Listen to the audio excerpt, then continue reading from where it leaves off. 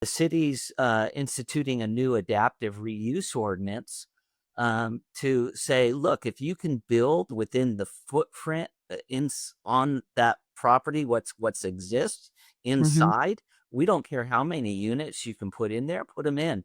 And Okay. that's what we did with there was a uh old we call it the Sur La Table building because that's the Yeah.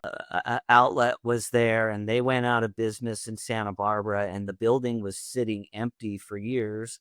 And one of our local benefactors, local philanthropists, bought the property Mhm. and said, "Housing authority, if you will create livable studio units inside this property and keep Well, the exterior, the beauty of it, we'll give this property to you." And I'm like, I'm not going to turn a blind eye to somebody offering us property.